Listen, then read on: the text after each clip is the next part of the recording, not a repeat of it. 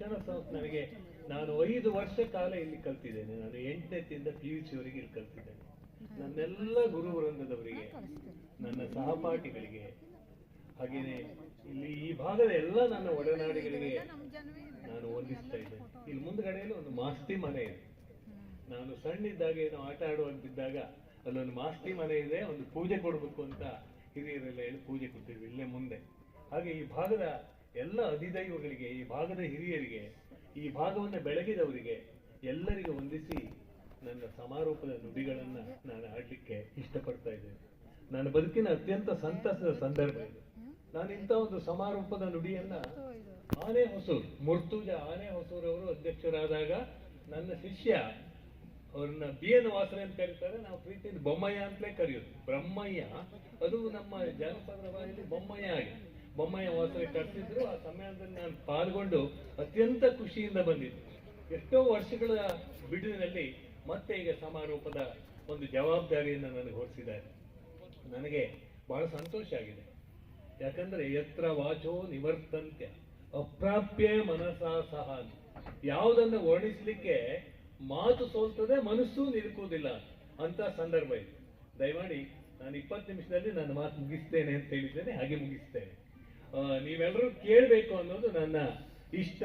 ಜನ ಒಂದ್ ಕಡೆ ಹೇಳ್ತಾರೆ, ಕಟ್ಟಿಯು ಮೇನು ಮಾಲೆಗಾರನು ಹೊಸ ಬಾಸಿಂಗಮಂ ಮುಡಿಯುವ ಭೋಗಿಗಳಿಲ್ಲದೆ ಪೋಪು ಮೇನು. ಮಾಲೆಗಾರ ಹೊಸ ಮಾಲೆಯನ್ನು ಕಟ್ತಾನೆ, ಬಾಸಿಂಗ ಕಟ್ತಾನೆ, ಮುಡಿಯುವವರೇ ಇಲ್ಲದೆ ಹೋದ್ರೆ ಹೇಗೆ ಅಂತ. ಹಾಗೇನೆ ಭಾಷಣಕಾರ ಭಾಷಣ ಮಾಡ್ತಾ ಇದ್ರೆ ಅದನ್ನು ಕೇಳೋರಿದ್ರೆ ಮಾತ್ರ ಅದು ಸಂತಸ ಆಗ್ತದೆ. ಹಾಗೇನೆ ಈ ಕಾರ್ಯಕ್ರಮ ಇವತ್ತು ಬೆಳಿಗ್ಗೆಯಿಂದ ಸಂಜೆವರೆಗೆ, ಉದ್ಘಾಟನೆಯಿಂದ ಇಲ್ಲಿಯವರೆಗೆ ನಾನು ಸಾಧ್ಯಂತವಾಗಿ ಮೈಯೆಲ್ಲ ಕಣ್ಣಾಗಿ ಕಾಯ ವಾಚ ಮನಸ ಹೀಗೆ ತ್ರಿಕರಣ ಪೂರ್ವಕವಾಗಿ ಇದನ್ನು ಗ್ರಹಿಸಿದ್ದೇನೆ, ಗಮನಿಸಿದ್ದೇನೆ, ಅರಗಿಸಿಕೊಂಡಿದ್ದೇನೆ. ನನಗೆ ಸಂತೋಷ ಆಗಿದೆ. ಬಸವಣ್ಣ ಒಂದು ವಚನದಲ್ಲಿ ಹೇಳ್ತಾನೆ, ಕಂಗಳು ತುಂಬಿದ ಬಳಿಕ ಕಾಣಲೇ ಇಲ್ಲ, ಕಿವಿಗಳು ತುಂಬಿದ ಬಳಿಕ ಕೇಳಲೇ ಇಲ್ಲ ಅಂತ ಸಂದರ್ಭಗಳು ಇಲ್ಲಿ ಒದಗಿ ಬಂದಿವೆ. ಹಿರಿಯರನ್ನ ಕರೆಸಿ, ಬೇರೆ ಬೇರೆ ಸಮುದಾಯದ, ಬೇರೆ ಬೇರೆ ಸಂಸ್ಕೃತಿಯ, ಬೇರೆ ಬೇರೆ ಬದುಕಿನ ಚೌಕಟ್ಟುಗಳಿಗೆ ತಮ್ಮನ್ನು ಒಡ್ಡಿಕೊಂಡ ಜನರನ್ನ ಈ ವೇದಿಕೆಯಲ್ಲಿ ಕರೆಸಿ ಸನ್ಮಾನ ಮಾಡಿದೆ. ಇಲ್ಲಿ ಸನ್ಮಾನ ಅನ್ನೋದು ಕೇವಲ ಸಂಕೇತ. ಏನ್ ಕೊಟ್ಟಿದ್ದಾರೆ, ಎಷ್ಟು ಕೊಟ್ಟಿದ್ದಾರೆ, ಹೇಗೆ ಕೊಟ್ಟಿದ್ದಾರೆ ಅನ್ನೋದು ಮುಖ್ಯ ಅಲ್ಲ. ನಾವು ದೇವರಲ್ಲಿ ಪ್ರಾರ್ಥನೆ ಮಾಡುವಾಗ ಒಂದು ಮಾತು ಹೇಳ್ತೇವೆ, ದೇವರೇ ನಾನು ನಿನಗೆ ಹೂ ಕೊಡ್ಲಾರೆ, ಹೂ ಕೊಡುವಲ್ಲಿ ಹೂವಿನ ಹುಸಿಯನ್ನ ಕೊಟ್ಟಿದ್ದೇನೆ, ಅದನ್ನ ಸ್ವೀಕರಿಸು, ಸಂತೃಪ್ತನಾಗುವ, ಆಶೀರ್ವಾದ ಮಾಡುವನು. ಹಾಗೇನೆ ಹಿರಿಯರಿಗೆಲ್ಲ ಈ ಸಾಹಿತ್ಯ ಪರಿಷತ್ತು ತನ್ನ ಮಿತಿಯಲ್ಲಿ ಎಲ್ಲವನ್ನ ಅವ್ರ ಕೈಲಾದ್ದನ್ನು ಕೊಟ್ಟಿದೆ. ಅದನ್ನೇ ನೀವು ಅಕ್ಷಯ ಅಂತ ತಿಳ್ಕೊಂಡು ನೀವು ಈ ಪರಿಷತ್ತನ್ನು ಹರಿಸಬೇಕು. ಯಾಕಂದ್ರೆ ಬೆಳಿಗ್ಗೆ ಪ್ರಾಸ್ತಾವಿಕ ಮಾತನ್ನ ಬಹಳ ಚೆನ್ನಾಗಿ ಮಾತನಾಡುವಂತ BN ವಾಸರೆ ಅವರು ಹೇಳಿದ್ರು, ಸರ್ಕಾರ ಇದಕ್ಕೆಲ್ಲ ಹಣ ಕೊಡುವುದಿಲ್ಲ. ಆದ್ರೆ ಜನರಿಂದಲೇ ಹಣ ಸಂಗ್ರಹ ಆಗಿದೆ, ಜನ ಒಟ್ಟಾಗಿ ನಿಂತು ಈ ಕಾರ್ಯವನ್ನು ಮಾಡಿದ್ದಾರೆ. ನನ್ನ ಸುರೇಶ್ ನಾಯ್ಕ ಅವರು ನನ್ನ ಗೆಳೆಯರು.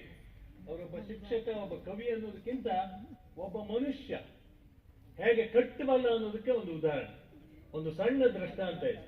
ಜಗತ್ತಿನ ಭೂಪಟ ಒಂದು ಬಿದ್ದೋಗಿರ್ತದೆ ಚೂರ್ ಚೂರಾಗಿ, ಅದನ್ನ ಕೂರ್ಸ್ಲಿಕ್ಕೆ ಎಷ್ಟೋ ಜನ ಭೂಗೋಳ ಶಾಸ್ತ್ರಜ್ಞರು ಬರ್ತಾರೆ, ಯಾರ ಹತ್ರ ಆಗುದಿಲ್ಲ.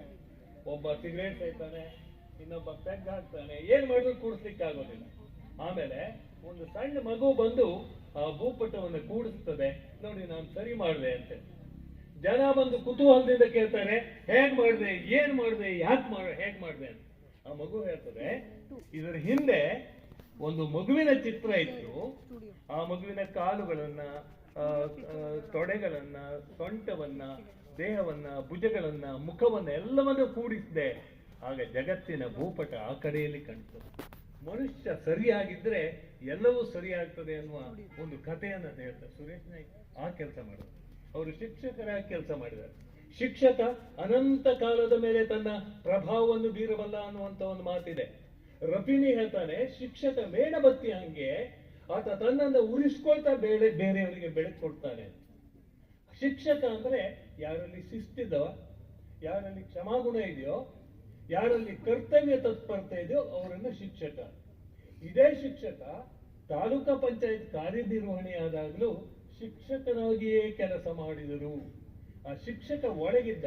ಹಾಗಾಗಿ ಏನು ಕೆಲಸ ಆದ್ರು, ಬೀದಿ ದೀಪ ಇಲ್ಲ, ಅಲ್ಲಿ ಏನೋ ಕಸ ಒಯ್ಯುವ ವಾಹನ ಬರ್ತಾ ಇಲ್ಲ, ಇಲ್ಲೇನೋ ನೀರು ಬಂದು ಏನೋ ಆಗಿದೆ. ಅವರು ತಾಲೂಕು ಪಂಚಾಯತ್ ಕಾರ್ಯನಿರ್ವಹಣಾಧಿಕಾರಿ ಆದಾಗ ಸುರೇಶ್ ನಾಯ್ಕರಿಗೆ ಹೇಳಿದ್ರೆ ಹೇಳಿ 12 ತಾಸಿನೊಳಗೆ ಜೀಪ್ ಸಮೇತ ಸುರೇಶ್ ನಾಯ್ಕರು ಬಂದು ಕೆಲಸ ಮಾಡಿಕೊಟ್ಟಿದ್ರು.